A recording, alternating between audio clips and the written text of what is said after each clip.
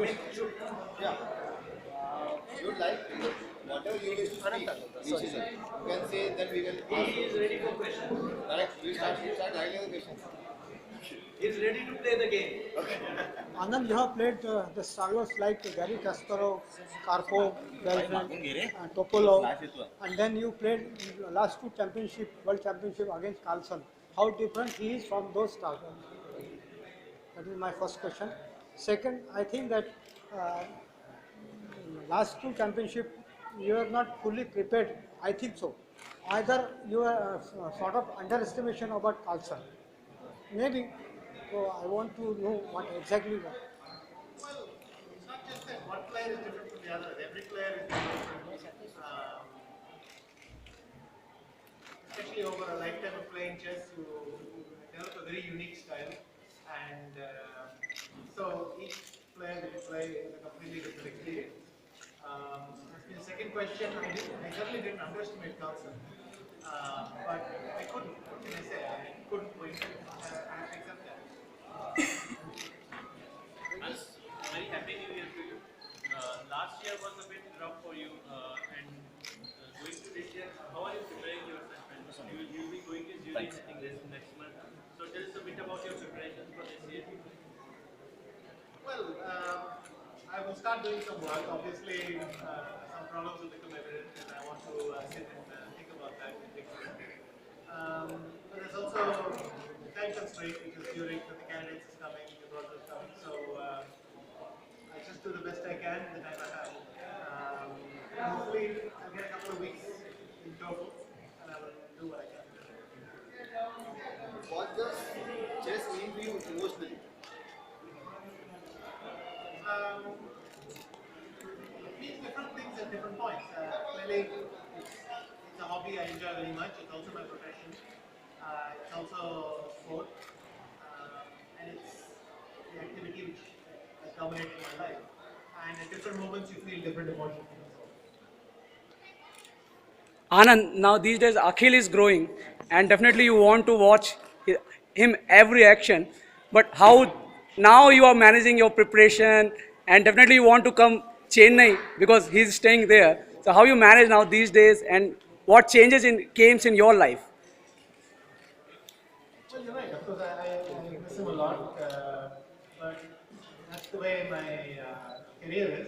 I have to travel. But the good thing is, when I'm at home, I'm almost free the whole day, which is the flip side. And I can spend a lot of time with him. Well, whenever we're together, I try to enjoy every moment, and that's a nice part to go. What is the best moment of your career? I don't think there is such a thing. If you ask the highlight of my career, I would probably point to one of the world championships, maybe Mexico or Bonn. But I believe that when I won the national sub-junior or something, the happiness I enjoyed then was not less than what I will enjoy later. So I think you cannot reduce your life to a single moment like that. There are many, many moments that gave me a lot of joy, and that's the way I think. There was somebody at the last December you celebrated your birthday. Sorry? In December you celebrated your birthday. At this age, at 45, what keeps you going ahead? I don't understand the question to some degree. I mean, life is going, that's all. Life is going on. Simply because of the calendar date, you can't stop your life and start doing something else. So I will continue playing chess. I still enjoy playing chess. I mean, you don't play for results, you play for the pleasure it gives you. Of course, the results are tied with that. And so, as long as I enjoy playing chess, I will continue to do that. After that, we can say. What's your take on the present generation of Indian grandmasters? It's been seen that they are quite content with getting the grandmaster now. They are not shining at the international level like Chinese and the Russian players. So, what is your take on that? I think that's unfair. In the chess world, there's a lot of depth now, an incredible amount of depth. I mean, if you see the number of players who are 26 2600 and above. Even the number of players are 2700 and above. There's a lot of depth there, so it's a very hard spot. I wouldn't say they are content or they're taking it easy. They're also trying very hard. But the circumstances have to fall into place. You not only have to have the ability to do something, you have to have the luck to show it at the right moment. So, but I believe that there's a huge group who are all trying very hard and they're competing with each other, and that's really good. Of course, right now, there are 3 or 4 Chinese players that are broken in, but you could have said the same thing about them 5 years back. Like, why are this huge group of Chinese players not doing anything? So, if the circumstances are right, I'm sure some of the players will break through. Secondly, yeah. Can you tell us about a bit about the unwinding part in chess? Like you don't have a predictable calendar right from there. So how do you switch on and switch off? Um, it depends on the amount of time you have, because if you have 1 week between 2 tournaments, you don't really switch off. You sort of hibernate and then come back. But if it's longer, then you try to take, at least I try to take a complete break from chess, and then drop myself back into it as gradually as time permits. So that's the routine I'll follow. I find it healthy to have a lot of time where you don't think about chess at all, so that when you come back, you feel more enthusiastic. How do you distress? Continuing the same Maybe question. the grandmaster was banned for 2 years because of thinking about mobile chaser. Do you and these results are increasing. So do you feel that this mobile chaser, this technology has affected the spirit of this game? No, I don't. In fact, if you see the number of people who play chess tournaments and compare with the number of guys who get caught, then you understand that he's kind of overreacting for 1 or 2 cases.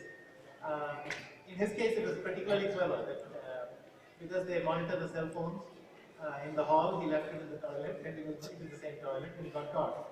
Um, but I don't think the problem is rampant in chess. I don't think it's complicating the spirit of chess or anything. But there's a layer of security that's added now. You have electronic controls before you play major events. You cannot carry your mobile phone or any other communications device. Perfectly sensible measures, and it's working well. I don't see anything to panic. Anand, as you started the work on computer, you are the one of the first grandmaster in world, like Kasparov and you started work on computers. Now these days, young children started to work on computer immediately. So I just want to know, still you are working with book and chessboard, or you are always with computers? Um, well, like all generations that are used to 2 ways of doing things, I do a little bit of both. Um, and but the younger generation as well, of course, computers dominate their life. But many of them try to play a lot of the chessboard as well to get a feeling of what it is like in a tournament hall. So, but all their experiences, and in the end, the only thing that matters for you is how you have experienced life. So for them, their life has been dominated by computers for much longer, and so it's natural that their approach will be different from mine. Yeah, I mean, Magnus Carlsen versus and Kramnik. Your take? Carlsen and Kramnik. Your take on both of them? Um, well, Kramnik is of course someone I have had a very, very long rivalry with. We first played each other in 1989, and so it's a very long rivalry since then. Um, of course, just a great, very, very great player, especially his creativity in openings, I always admire.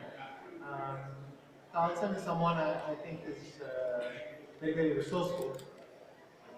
He's clearly someone who's molded his style to deal with the computers and other people's preparation. And I think he's very strong right now, clearly the number one. Attacking player of this era.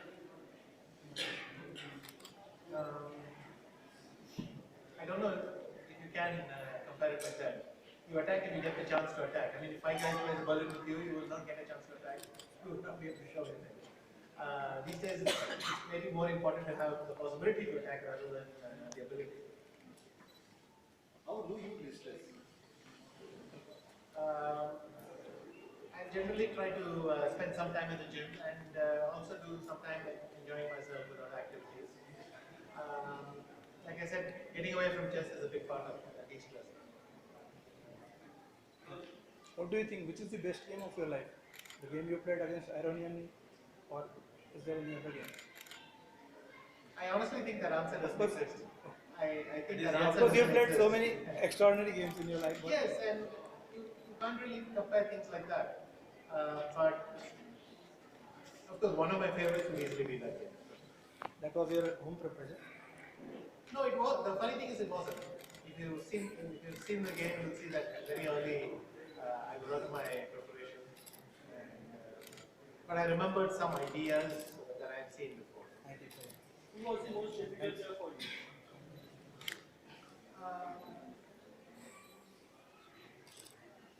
Again, the problem with all these questions, who's the most difficult, which is your best game, the answer to that doesn't really exist.